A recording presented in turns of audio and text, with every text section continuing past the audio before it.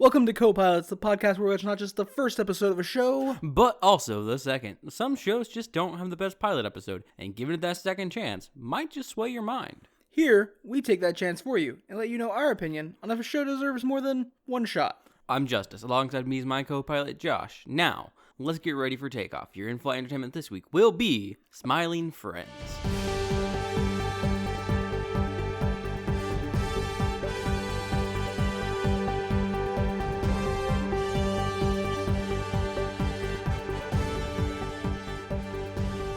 Smiling Friends is a show from 2020. And more rightly stated 2022, I guess. It also comes to us recommended by a passenger. Yes, by one of our frequent flyers. So, thank you, Chris, for that recommendation. Yeah. And so the show is created by people I've never heard of. So this show is created partially by Zach Hadel, who some flyers might know better as his YouTube handle, Psychic Pebbles. I have never heard of him. I'm not particularly informed on him. I know he's done a bunch of shit with a channel called Oni Plays. The only thing I know by Oni Plays is Learn to Read. Learn to Read. Also, I don't. So Oni Plays is, from my understanding, a side channel for Oni. I don't remember the full channel video. It's a Let's Play video with them. Series. I am actually not familiar with Oni Plays at all. I'm familiar with their other channel. Psychic Pebbles, or Zach Hadel, the co-creator of the show, has showed up on that multiple times. And looking at the credits from the first episode, Oni Plays, that guy who runs that channel, does show up for additional music, at least in the first episode.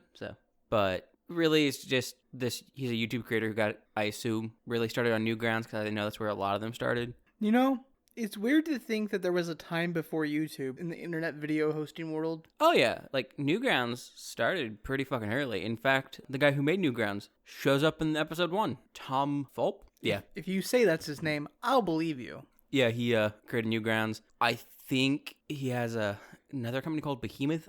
I think they make games, because I'm pretty sure he made Castle Crashers, but I don't know if that was an independent effort that was done by a studio or whatever. I don't know. But yeah, he does that stuff. Wildly off topic. You know who else makes video games that I did not know? Me? I don't make video games. I'm a liar, listeners. Don't believe me. The AEW referee Aubrey Edwards. Oh, neat. She was on the development and creative team for a little-known title called Scribblenauts. I do like Scribblenauts. Yeah, I did not know that. Also, she was a professional ballerina for 2 decades. Oh, damn.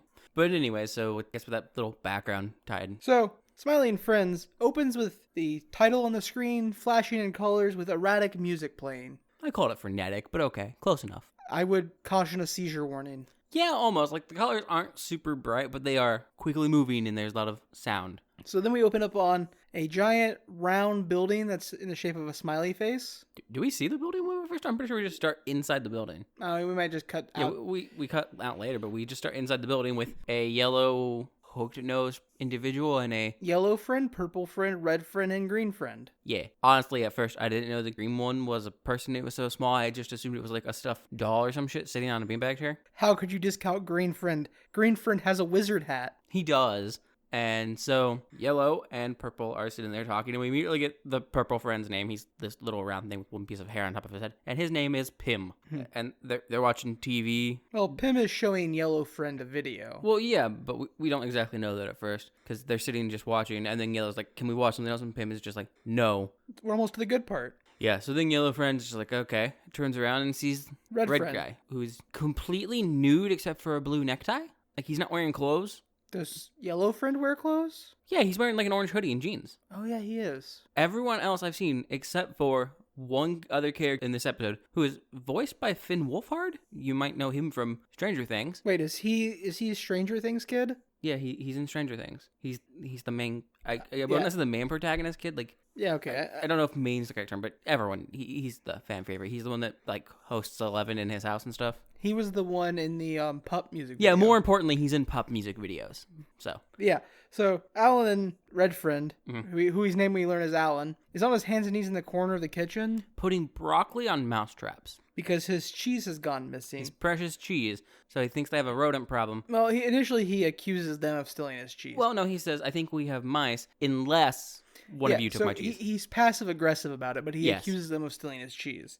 And the other guy's just like, I don't know where your cheese is, Alan. Like, And then Pim goes, "You missed it." And the yellow guy turns around and is like, "What?" He's like, "You missed it. He did a spin. It was cool. It was a cool spin thing." And the thing they're watching is a It's like an intentionally badly done CG alien thing just dancing on a television screen. And it's repeatedly saying, "Thanks for watching. Thanks for watching," in a really high pitched, sped up voice the entire time. In fact, it's impossible to tell what it's saying. Thank you, captions. Yeah. But yeah, Pim's upset because Yellow Friend missed whatever it was. And also, at this point, I just have to say, Pim is a terrible friend. If you have a video that's like longer than 30 seconds, and you just want to show your friend this like 1 5-second part of it, you don't make them watch the whole video. You skip to like 2 or 3 seconds before the thing and have them watch the 2 or 3 seconds after the thing. That's it. You're like, "Hey, check this out. Cool, right?" And then you take your phone back. Or in this case, you let them change the TV channel. You don't make them watch the entire thing for like a 3-second piece. Yeah. But also, Yellow Friend's a shitty friend because Purple Friend, Pim, is trying to share something he enjoys. He's like, "Dude, check this out." And Yellow Friend obviously agreed to check it out. And then he just doesn't pay attention. Yeah. I'd also like to stay here real quick because I'm not going to talk about it much more going forward. The show has a very distinctively odd art style on purpose. It reminds me of the art from the Oni channel. Yes. A lot like it for reasons. "What are you doing?" "I'm learning to read big people books." That's my favorite Oni video. It's actually one of my favorite videos on the internet. So, with Pim being upset, an alarm now goes off, and we cut to the outside of the building, which we see they're just in a giant smiley face. No, this is the second time we see it. We do see it at the beginning, because we see it at the beginning, everything's normal outside. Then we cut to this, and everybody's running around screaming. We do see it at the beginning. Brain. Memory. I don't My care. memory is actually triggering. And the eyes are flashing red. Everyone's screaming now. And then we cut to their boss in a room talking to them. Yep. The boss is like, "Oh, they've come at an inopportune time. Do you mind watching somebody eat?" And they're like, "Nah. I mean, you do what you gotta do." And then their boss is breastfeeding a small purple man. No, it's like a weird human tone baby thing in a suit. I distinctly marked it as a purple thing, but when we get up close, we can see it's in a suit. It's in a tiny suit. They've been commissioned to help a mom whose child is a bit mopey. Yeah, and so their job is to go make him smile. Also should be noted, Mr. Boss is a man. His name is Mr. Boss. Mm-hmm. They call him Sir. They call him Man. He identifies as man. Yeah. And he is breastfeeding a small child thing. Yeah, that's fun. Pim and the Yellow Friend seem like awkward about it and like are trying to get out of the room pretty quickly, it seems. Yeah, I'm just saying it's weird. No, I don't think it's that weird. It's definitely meant to be weird, too. Yeah, it's meant to be, but I have more problems with the fact that it's being played as a joke or meant to be weird than it actually being weird. Especially with the way he talks to the thing afterwards. Yeah. Yeah, anyways, they go to the client's house, and this is where you learn Yellow Friend's name. His name is Charlie. Yes, and they arrive to the house in a yellow car with a giant smiley face on top of it. Like, not painted on, it's a giant sphere. And they get to the door, and Pim's like, "Man, I'm so glad we get to help a kid. I love kids." And then he just starts yelling, I love kids. And Charlie's just like, I don't think you should be yelling that, Pim. The mother answers the door. She's obviously super old. She's like the like type of old as like the chocolate grandmother. I was literally about to say SpongeBob chocolate grandma. Yeah, chocolate grandma. Chocolate! Like, same energy. Yeah, same energy. They're told they're there to help a kid named Desmond. Mm-hmm. And she's like, he might be asleep, so... And she shows him into his room. Well, she walks up to the door, knocks on it, and yells repeatedly, "Desmond, wake up." Yeah. And they go into the room. It's dark. It's kind of messy. There's just a mattress on the floor. And there's an older man. And Desmond is awake. Mm-hmm. He's an older man, wearing a boxers, a smaller shirt, his guts hanging out, and he has a revolver pressed against his head. Yep. And they're immediately fucking taken aback. Like, oh. And then they're like, "What are you gonna do with the revolver?" He's like, "Oh, well, I was planning on killing myself." Yeah. And they're like, "You don't really want to do that. Why would you want to do that?" And he's like, they're not the ones that are like that. Charlie's immediately like, "Okay, this seems above our pay grade." And Pim's just like, "You don't want to do that. There's so many great things." Why would you want to kill yourself? He's like, "Well, my wife left me. My kids left me. And my dog died last year. Of heartbreak. So, nothing left for me." So Charlie pulls Pim over and he's like, "Look, I think this is above our pay grade." I said, we just let him do it and we go. Yeah, we just go, let him do whatever he's going to do, and leave. And Pim was like, "No, we got to try. We can't just give up on a job this quickly." Pim is an overachiever and I hate him. Yeah. Also, your job is to like make people smile. It's not to talk somebody out of committing suicide. Yeah, so Pim walks up to Desmond after he breaks up his little huddle with Charlie, and he's just like, "Look, let me just give you a chance to have a great day and prove that there's something worth smiling about and living for." And look, I promise by the end of this beautiful day, you'll have a big, broad smile on your face. Yeah, and Desmond's just like, "Okay, fine. But if it doesn't work, I'm going to kill myself." and make right you in front watch. of you. Yeah. Yeah. Anyways, go back to the office. Pim's just like, yeah, that sounds great. I don't know about that last part, but yay! Back in the office, Alan is obsessively counting the paper clips over on a shelf. Mm-hmm. And then he notices that one's missing. He turns to Fleb, which is green friend. Mm-hmm. And Fleb is watching videos on his tablet, and he speaks in gibberish because Alan accuses Fleb of stealing a paperclip. And Fleb's like, and Alan's like, I'm not accusing you of stealing a paperclip. He is. And then the mousetrap goes off. Mm-hmm. And so Alan's Alan like, runs got over you. there. Yep. And he wanders over there, and we just see a small trail of blood going from the mousetrap up the wall to behind the fridge. And so Alan moves the refrigerator to get access to the wall. And there's a giant hole. Giant man-sized hole in the wall. And then we cut to Pim, Charlie, and Desmond, now at Pim's family's house. Not yet. He steps through the wall here, and he finds a white guy sitting at a computer, and he goes, Oh, yeah. And have you seen a mouse? And the white guy covers up the computer, and he's like, no? What are you doing? No? You should check down there. Yeah, and this is the person voiced by Finn. And then, as Alan's getting ready to go check down there, white guy looks at him and goes, you know, really, in the future, before you enter somebody's, residence, you should knock and announce yourself. And I was just like, the fuck you mean your residence? You're living in the walls of our office. well, the guy says something about what he's doing isn't any of Alan's business. And Alan's like, you're living in the walls of our office, so it is our business. And rather than get in an argument, Alan walks off. Yeah, because the guy's just like, yeah. So then we cut to Pim. And Pim's family sucks. Yeah, Pim takes Desmond to meet his family for family dinner because he's like, you know what's worth living for? Family. You know that thing where they all left you? That's why you should still live. Except for your mother, who was aggressively yelling earlier, and seems to be characterized as like we said, chocolate mom from SpongeBob. And as we know there, her daughter didn't want her to continue living. So we get introduced to Pim's family. His cousin does cool skateboard tricks, and Pim asks him to do one. And he can't even ollie with a tech deck. Yeah, he pulls out a tech deck. Hey, actually, tech decks are dumb and kind of hard to do tricks with, but ollies are easy with tech decks. Hey, you're dumb and kind of hard to do tricks with. Fuck you. Well, no, I'm kind of hard to do tricks with. No fucking me. We also get introduced to Pim's sister, and he's like, I love my sister. She's so great. And she's like, I literally hate you and wish you were dead. Yeah, and she's sitting next to this giant buff guy in a shirt that just has Alpha, and this is the guy who is voiced by Tom Fulp. And this is her boyfriend. Assumedly, we don't know. No, we do. She's like, she calls him her boyfriend. And she calls him dear. I don't think she ever says boyfriend. Oh, yeah, that's fair. They could be married. They could be fiancés. They could be dating. Then Pim points to an empty chair, and he's like, and this is where my dad would sit. Normally. But I think he's in the other room. And then we cut to his dad, who is in the other room. He's in the living room watching TV. Watching the exact same show that we started the episode with. And Pim's dad and mom start yelling at each other. His mom is like a stereotypical, wino, drunk mom, white trash kind of mom. Not to use white trash derogatorily. I know that, the stereotype of white trash isn't a thing people choose typically in life. It's just where they end up. Yeah. And it doesn't necessarily make you a bad person. She is a bad person. And his dad is just like, he's like, I worked 48 hours down in the mines today. I'm going to sit here and watch my show. And they just yell back and forth. The entire time this is going on, though, there are children in the background running around screaming, destroying stuff. There was one crawling in a wall. Because part of the wall was destroyed, and we could see a child crawling around in a wall. Yeah. And so Desmond goes, is this supposed to not make me want to kill myself? Because, And then we hear a gun go off, and just on the other side of Desmond's head, we see some bullet holes hit a wall. But definitely a shotgun, because it's got, it has the scatter pattern. Yeah. Charlie seems taken back, and Pim's just like, you know what else is worth living? No, first Pim's like, I haven't really been home since Christmas. I kind of forgot that family sucks. That there was this much family tension. And then Pim's like, you want to know another reason why you should want to live? Friends. And then we zoom into Pim's mouth. Yeah. And we cut to a party, and Pim is... Yeah, they're at a house party. Very obvious, frat party, almost. Mm-hmm. And Pim's like, look, the best thing about friends is anybody can be a friend. You can make a friend anywhere. And then he goes to demonstrate this to Desmond and walks up to a guy and, kind of taps him, and is like, hey. And the guy's like, whoa, what are you doing? Don't touch me. What are you even doing here? Shouldn't you, go back home to your, wife? You're too old to be at this party, man. And everyone starts laughing, and then we see Pim, Charlie, and Desmond just standing back in the middle of the party. And Pim's just like, well, that was kind of rude. And Charlie's just like, nah, man, you're old. Well, Pim's like, I'm not that old, am I? And Charlie's like, we're kind of old, man. Yeah. We're getting old. The best days of our life have passed us by already. There's not really much else to live for. And Desmond's just like, yep. Yeah. And then Desmond says specifically, guess it's time to kill myself. Yeah, and Pim's like, wait.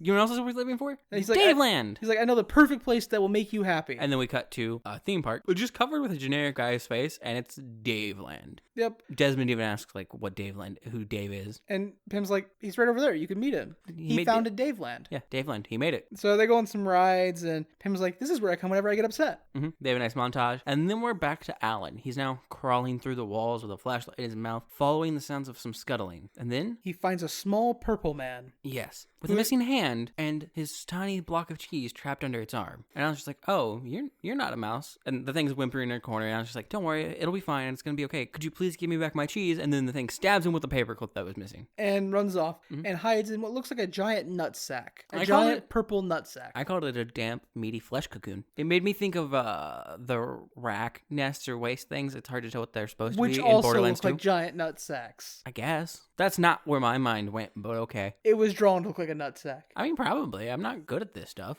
Alan starts banging on said purple asking nutsack. for his cheese back, and it unleashes a tidal wave of more of the purple things. Yeah, it kind of explodes open, and a bunch of purple men flood the wall and like push Alan out of the wall and into the kitchen. And we cut briefly to Mr. Boss, who removes a headphone and just says, keep it down, puts the headphone back on, and keeps watching a video. Yep, they flood all the way out of the walls and into the like actual working areas of the office. And now we're back with Pim, Charlie, and Dez. And Pim's just asking Dez if he feels better now, if he had a great time. And Dez is just like, yeah, I feel a little bit better. I felt a little bit better. Yeah, I felt a little bit better. But not anymore. It's gone now. Everything in life is fleeting. Everything is just a distraction from the monotony. And Pim's like, yeah, that's how it works. You experience happiness, and then it goes away, and you find more happiness. Yeah. And Desmond's like you were saying, everything's fleeting. It all goes away. It's a brief distraction from our dreadful drudge to a death and the uncaring existence of the universe. How can anything in life really matter when eventually the sun will consume us all? Yeah, and he basically just points out the futility of life, which, yeah, I get, man. And so then Charlie looks at Pim and he's just like, you done with trying to make him smile? You got anything else? And so Charlie's like, well, that's going to be it then, Desmond. Well, Pim freezes up, just like doesn't respond. He is now stuck. Well, yeah, then Charlie's like, well, Desmond, that's going to be it then. And Desmond goes, well, what about you? Don't you have anything to show me? And Charlie's like, look, there's that ant. And Desmond's like, that ant's not going to make me happy. And then Charlie goes, oh no, I guess we failed. We need you to come back to the office and sign some papers and then saying that we failed to make you smile. And then you can do what you're going to do. And Desmond's just like, okay. So then we cut to the trio Charlie outside of the office. picks Pim up and carries him out because he is literally like frozen solid almost. So then we cut to the trio outside of the office. We hear the sounds of purple men in the background. Yes. And the door opens and Alan is crucified. Mm-hmm.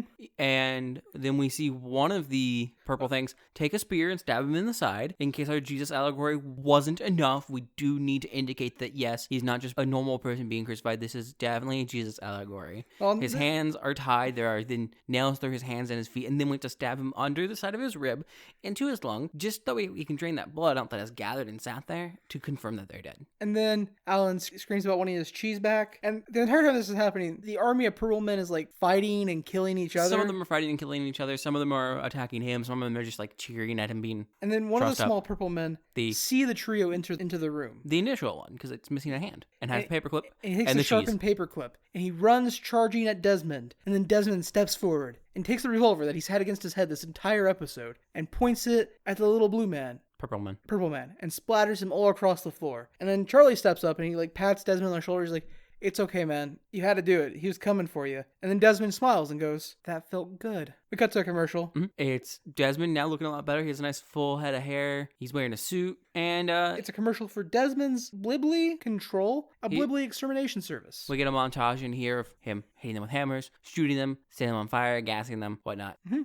The end of the episode, though, sees the friends sitting around a table in the kitchen. Charlie saying, man, I guess Desmond just needed some purpose in his life. Yeah, he's talking to Alan because we see that Pim is now a gray, dried out husk just sitting in the chair still. Mm-hmm. And Alan's just happy he has his cheese back. Yep. And in the background, Fleb is cleaning Blibbly blood up from the ground. Yeah. And then the TV screen shatters from the television in their like break room, and that alien thing is back, and it's just waving and saying, "Hello, thank you for watching. Hello, thank you for watching. Hello, thank you for watching. Hello, thank you for watching. Hello, thank you for watching." Yep, that's the show. Hello, thank you for watching. And as it's saying that, the two argue in the background over who's going to deal with it. Mm-hmm. So, what do you think of Smiling Friends? My initial feelings towards this show, I was watching it, and we paused to take some notes, and I was stuck looking at the screen, and my initial thought was, how the hell do shows that look this terrible get made into full series on television, when things like Sig and Tessa by Scott Falco only get 3 episodes on the internet because he can't afford to continue making it, even though it's got better story, plot, and character than this show will ever have. And then by the end of the episode, I was like, you know what? Good show. Like it. Funny. I mean, part of the thing that sells those types of shows, though, is actually the simplistic bit of the art. Because, we can sell it on its comedy, and then if we have very simplistic art with a very simple palette, it doesn't take as much to produce or turn around, so it costs us less to put out. I'm just saying we should aim for a higher quality, even in comedy. The bar should be higher. I'm sorry. That's not how things work. I didn't say it was. I said it's how it should work. What about you? What do you think of Smiling Friends episode 1 from 2020?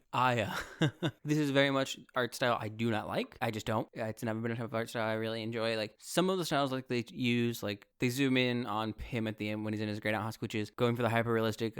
Think like anytime in like SpongeBob they do hyper realistic in view of someone. Gross out shots. Yeah.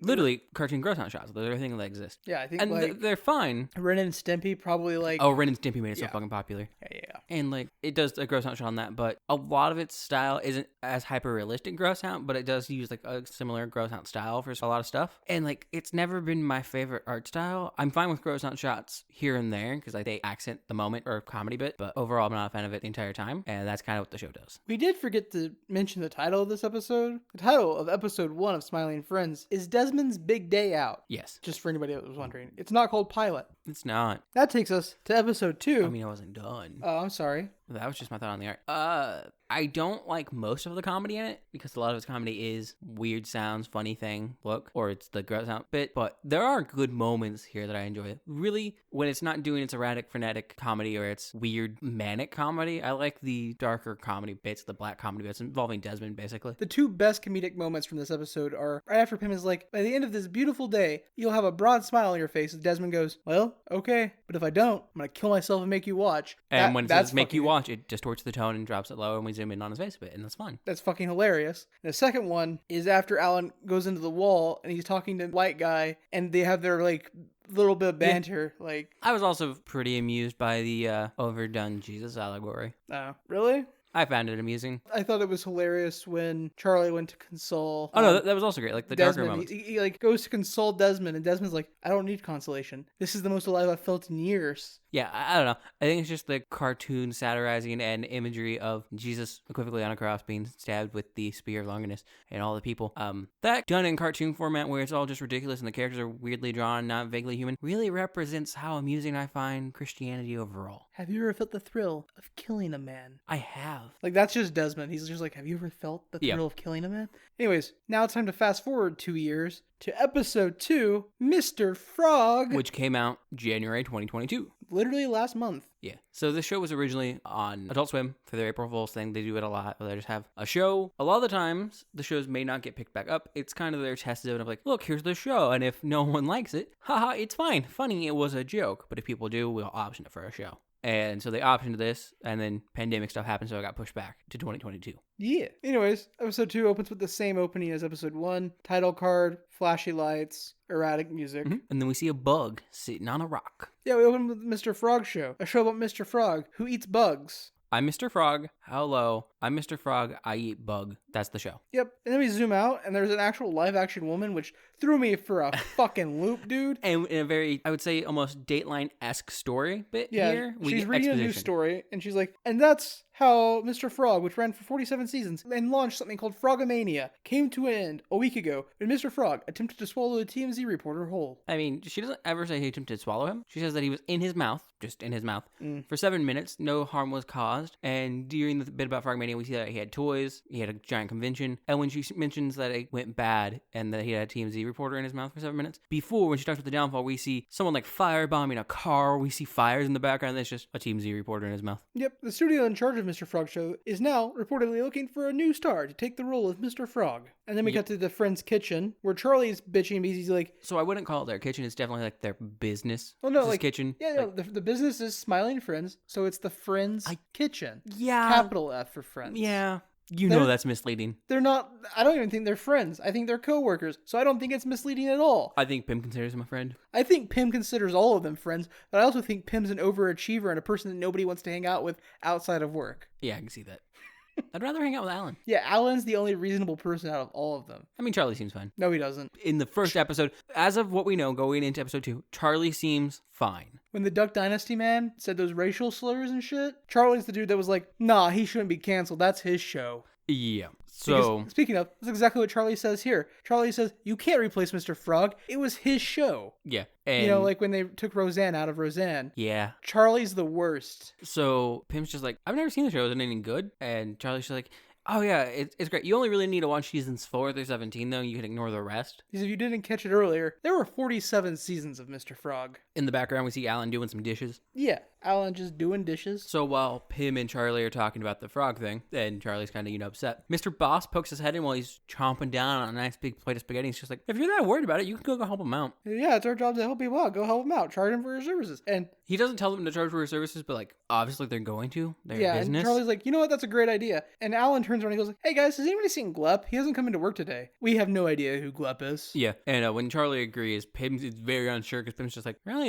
It's pretty fucking controversial. We then cut to Mr. Frog auditions. The casting director is like automatically vetoing everyone. He's like, Yeah, we no. see a goblin come in who's doing a pretty good Mr. Frog bit, and he's just like, get out, it's horrible, blah, blah, blah, blah, blah. And then Glep comes in. And Glep is Fleb from episode 1. Yeah, they just changed his name, which pisses me off. There's no reason for that. That's such a continuity issue. Why would you just change his name like that? I mean, I'm down with it if they change his name in every episode, if it's a gimmick. If not, I'm like, why? But, oh well. We're judging it based on 2 episodes. Right now, it's a continuity error. I don't care. In episode 3, it becomes a gimmick. Yeah, so Glep walks in and immediately the executive is just like, this is the worst. I don't even need to see him perform. I don't want to see this audition. It's horrible. This is the worst one yet. What and are then you doing? Gleb spits on him, and the executive's just like, do that again. So And Gleb then- spits on him again. The executive's just like, that's it. You've got the job. You're hired. You're just like Frog. You got that bad boy edge, but we can tame it. We're going to make so much money, you and me. Also, I'd just like to note in this room, there is a creation of Adam portrait, but it has the executive as God and Frog as Adam. I did not see that. That In is the background, amazing. or it was 2 frogs. I don't remember which. May have been Frog as God and Frog as Adam, but it's the creation of Adam. Art in the background. There's Frog topiary next to the assistant when she's bringing people in. There's a frog statue on the shelf. This business is clearly only potato float by Frog, which makes sense. It's been running for 47 called seasons. like Frog Studios, Frog Studios, yeah. Yeah. So then we cut to Charlie and Pim, and they're at Mr. Frog's mansion. which has a giant statue of Frog outside on a water fountain, and his knockers are his own face. Yep, so they go up to the door, knock on it. Mr. Frog opens the door a crack, Immediately slams it shut, and and there's then like, immediately slams it in their face, yeah. and there's like, no, we're here to help you. We're not reporters. We're going to get you your job back. And then Mr. Frog opens the door, and they're like, wow, your house is so nice. What do you do around here all day? And he's just like, I watch Jimmy Fallon clips all day long. Mm-hmm. So we get a little bit of a tour of Mr. Frog's house. He's got a gym, Which a has a home giant theater, mural of himself on it. He has a home theater, which is only showing movies or shows with him in it. and he's got a like zoo. It seems to be one small room about the size of my living room, so very small. It has bear, wolf, tiger, snake, what I think was an eagle, and a very blatantly dead dolphin because the water that was supposedly in, which is way too small, is a filthy sludge. And they're all fighting each other and trying to kill each other. Mhm. And Charlie's just like, what a beautiful animal sanctuary you have here, man. And they're like, man, it's so great that you have all of this. You don't even really need your job. And Mr. Fog's like, if I don't get my job back, I'm going to lose all of this. I don't have money to afford this. Yeah. So they're just like, okay, well, we can do... And they're trying to come up with stuff. And our camera swings around. That way we're looking at those two and seeing the animal sanctuary in the background. We see some blood splatter, and then Mr. Frog immediately runs around and he's blocking that. So we see a bit of blood behind him because he's blocking the blatant animal murder going on behind him. It's not animal murder. It's nature. Animals kill each other all the time. Most of the creatures in that room should not be living in the same environment there. Anyways, Pim goes, well... Also, he definitely murdered that dolphin. That's on him. Pim then goes, well, Mr. Frog could just apologize. And Frog's like, yeah, but, hello, I'm not sorry. Because Mr. Frog peppers his speech with the word hello. Hello. Like it's a character trait. It's not. It's annoying. Nah, it's definitely a character trait. Hello. And Mr. Frog's like, I'm not sorry, though. And yeah, hello, I'm not sorry. And Charlie's like, he doesn't even need to apologize to begin with. Like, he didn't do anything wrong. We just need to Yeah. rehabilitate his image. So, Show the world the good side of Mr. Frog. while Charlie and Pim themselves are talking about that, Frog then just looks at Pim and goes like, can I pull your hair? And Pim says no, but obviously that doesn't matter to Mr. Frog. He's a superstar. You can't tell him no. Yeah, so he pulls the hair and and Pim screams and scrunches it up. Which, just one thing, because I did see a clip / trailer of this when it was originally told me I should watch it. And according to Pim, at least, in that trailer, that's not a hair. It's an exposed nerve follicle. Yeah, that's just a nerve ending sticking out of his head, which would explain the extremely excruciating pain to yell. We then cut to Glep at a table reading for Mr. Frog Show. Mm-hmm. Setting, bog, dusk. Yeah, we go through the whole thing. Glep does his lines, which, again... Gibberish. Glep speaks in gibberish. And no one reacts to the table. And then he spits. And everyone bursts out laughing. Yep, so everybody leaves the table. The director comes over, he's like, that was hilarious what you did back there. And he, gestures back behind his shoulder, even though Glep hasn't left the table yet. He's just, back there and gestures back behind himself. But, the spitting, a little too aggressive, a little too toxic. Yeah, it's what got you the job, but it reminds people a bit too much of Mr. Frog. So we're going to need you to not do that. You need a new shtick. There's going to be 2 million people watching the premiere of the new Mr. Frog Show, and you don't want to disappoint them. That's more than the finale of MASH. That's not me saying that. That is from the show. I wonder how many people did watch the finale. Oh, 2 million should be still more than that. But MASH had a giant, live viewing for the finale. I know for a while, and it still might actually be the case. It was the most watched episode of television ever, for its first showing. For quite a long while, yeah. But then he's just like, you don't want to ruin your career like Mr. Frog did, do you? Then we cut to Charlie, Pim, and Mr. Frog, and they're at a signing so that fans can meet Mr. Frog and learn how great of a person he is. Yeah, and Charlie and Pim are talking, and Pim's just like, Frog doesn't look too good at the moment. Charlie's just like, it's fine. He's just going to be meeting friends. It's great. And then the first fan comes out. He's like, hey, can I get a selfie with you, Mr. Frog? And Frog immediately grabs him and starts to choke him. Mm-hmm. One arm out, lifting the guy up. So Frog has some pretty good strength. Or he's just tapping that PCP angel dust strength because he's strung out on drugs. Yeah. And both Pim and Charlie and everyone in the line start to freak out. And they're just like, let him go. And he's like, he insulted me. No, he just wanted a picture. So he eventually drops the guy. And then everyone runs screaming from the bookstore. Mm-hmm. We then cut to a shooting range behind Mr. Frog's house, where Mr. Frog is shooting an assault rifle. And doing some type of drug. He snorted it. You could tell by the sound, but we don't see it happen. But it's very purple. And Charlie is also shooting on the range with a pistol. Mm-hmm. And Pim's sitting to the side. He's like, what are we going to do now? And Charlie's just like, well, when my uncle killed a family by wrecking into them with his car, after he gave away a big check, one of those big cardboard checks. Yeah, no one cared anymore. It was fine. And Pim's like, that could work. But first we have to sober him up. And he just takes the entire giant bag of drugs. Mm-hmm. So then we cut to a charity event, which Mr. Frog is on stage and he has a giant check for $1 million.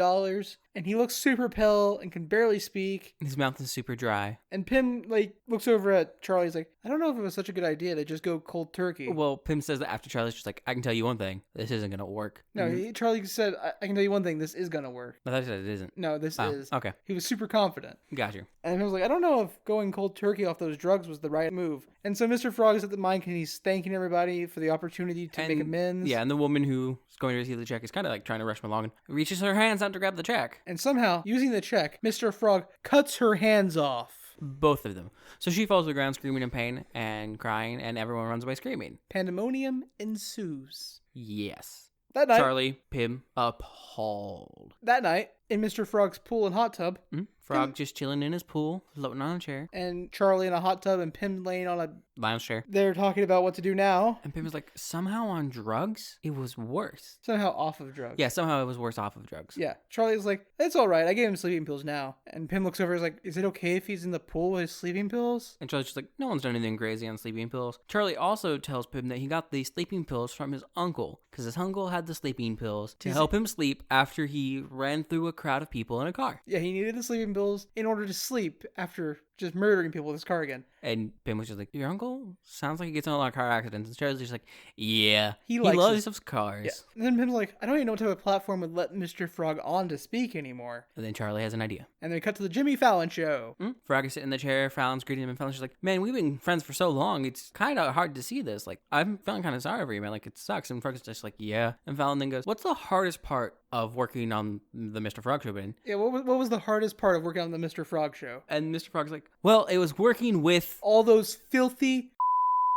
And then we cut off of the Jimmy Fallon show because yeah, we see Charlie and Pim in the back area in the green room just stare at the screen, faces both oh fuck. Then we cut to the set of the Even Charlie acknowledges that it was bad at that point. Then we cut to the set of the Mr. Frog show, and the Bug, who is like the co-star of the show, is talking to Glep about how he knew Mr. Frog had issues, but not that they went this deep. Like, can you even imagine? The show would be doomed if I wasn't the actual star of it. Yeah, if I hadn't been carrying the show forever. Yeah. Then they start rehearsal, and Glep, after he says his lines, does the spit thing, and the director's like, I told you not to spit! Yeah, the entire crew starts laughing. The exec gets angry, and they're just like, I told you not to spit. It's too toxic. Do it again. And then Glep is like really sarcastic and like again, he speaks in gibberish. His gibberish is sassier. His gibberish is sassy and aggressive, and the director goes, it's too toxic, too aggressive, and comes up and punches Glep in the gut. He doesn't punch him. He hits him with the script. Oh, he hits him with a script. Mm-hmm. My bad. And then tells him to do it again, and then Glep just does it again, but it's flat. In the most passive monotone voice. Mm-hmm. And the director's like, look guys, I saved the show. It's going to go great. It's the exact same show, but without any of the toxicity or aggression. I've single-handedly saved this show.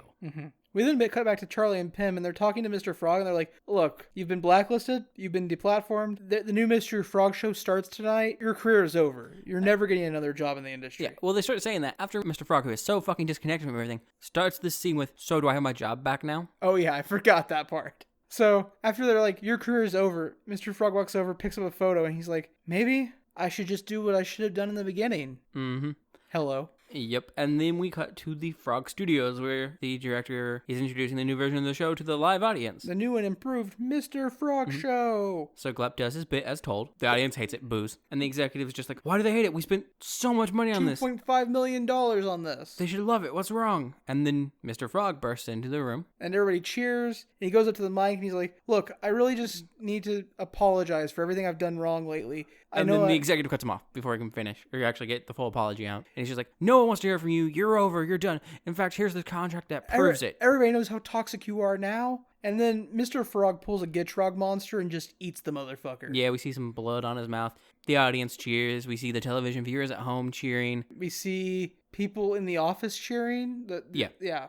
We see Mr. Boss cheering. Alan doesn't really seem to pay much attention. Yeah. And then we move over to Pim and Charlie. And Pim's like, did we just kill that guy? Is it our fault that he's dead? And Charlie's just like, I have no clue. Mr. Frog then smiles. And then we cut back to the live action woman. And she's like, and this is the clip that relaunched his career. It got over 2 million views in the first week. I'm pretty sure they said 2 billion views in the first week. My bad. 2 billion views in the first week. And now Mr. Frog is running his own show that he owns completely. And because of that, he's now one of the richest men in the world. And then Mr. Frog shows up next to the woman. She screams, runs off set, and the episode ends. He shows up next to her, says hello, raises a hammer towards her head. Yes. She screams and runs off the set. Yes. I have to assume his new show is just murdering people because the crowd loved that. The show is still somewhat enjoyable, even if there are no likable characters at all. Like at this point, like in the first episode, I was like, Charlie, my spirit animal. This dude's like... Yeah, well, I'm still down with Alan. That's fair. Alan... He had like one line in this episode, but I'm still down with Alan. Alan seems fine. Literally one line in this episode. Has anybody seen Gleb? I think he didn't come to work today. Yeah. What do you think? Like I said, I think the show is still funny. I still think the show is good. It's definitely not a show I would go on my way to watch. If it's a show on in the background, I'd be more than fine with it being on. I might actually pay attention here and there. It's one of those shows I could zone in and out of, but it's not my particular cup of tea, but I don't hate it. I definitely see why people would enjoy the show. So, lately, I've been doing a lot of grinding in Pokemon, just like trying to build a competitive team for a battle league some of my friends and I are doing. Yeah. And for when Diamond and Pearl actually get Never gonna happen. Support from Nintendo. Never gonna happen. Nintendo doesn't support stuff. I guess Game Freak or the Pokemon Company finally decided to do it. They don't do that either. But, so I've been doing a lot of that, which means it's a lot of riding your bike back and forth in Pokemon, waiting for eggs to hatch. And I need something to like, listen to or watch in the background, and this show is perfect for that. Like, the episodes are like 10 to 12 minutes long each. Yep. There's 8 episodes in the first season, so that means I have an hour of the show left to watch. That's an hour of, like, driving a bike up and down the road while hatching Torchics and Raltses and Salamances and whatever. Pokemans. Bagons, actually, not Salamence. Bagon's the first form. Gibbles, so on and so forth. Gimlis, Bilbos. Yes. Bilbos, Leglesses, Leglessi, that's the plural for that. Obviously. Yeah, that's the plural for that. Gandalfs, God, I can't wait to get that perfect IV Gandalf. Really? Because, like, everyone knows you want the perfect IV Balrog. I mean, yeah, obviously Balrog is your sweeper, but Gandalf is like a setup. Really, I'm only there for his mega evolution into Gandalf the White. This is the stupidest post, like, anyways. I was just making fun of your Pokemon stuff, but I'm down with my joke continuing. Anyways, so overall, you like the show or no? Would you suggest that viewers should watch it? If you like some absurdist humor with a tinge of dark comedy or black comedy to it, And a little social commentary sprinkled in. and you're not bothered by absurdist art or gross out art, yeah, this show would actually be great for you. I am vaguely amused by absurdist humor sometimes. Not a huge fan of consistent gross out art. Here and there is fine. I think it needs to be accented. And I do like the dark comedy bits, but so I would suggest it for certain people, and for most other people, no, or it's a let it play if it's already playing. I think the show is like, I'm not a fan of comedy stuff in general typically, which is weird. Like I like actually I'm a fan of comedy, but it has to be like structured storytelling comedy, not so much clip style shows like Family Guy or Robot Chicken or even South Park. Really, I don't like South Park. But like stuff like American Dad, very good. And this hits closer to that American Dad style vibe than it does the Family Guy style vibe of comedy. It hits quite close, I would say, to something like Chicago, Illinois, for people that have watched that. I have not. I know you haven't, but that was just a reference for other people out there. So I think if you like comedy cartoons, ones that have plot and structure, yeah, Smiling Friends is probably for you. Yeah, I would agree. Cool. So that brings us to the final bit where we tell you if you want to contact us directly and let us know shows we should watch so that we can watch them for you because we watch the shows you recommend, you can email us at copilotsreview@gmail.com. You can find us on Twitter at CopilotsReview. You can find us on our website at copilotsreview.simplecast.com, which has the links for our Twitter, our Discord, our YouTube, and our email. Thank you for flying with us, and please fly again soon.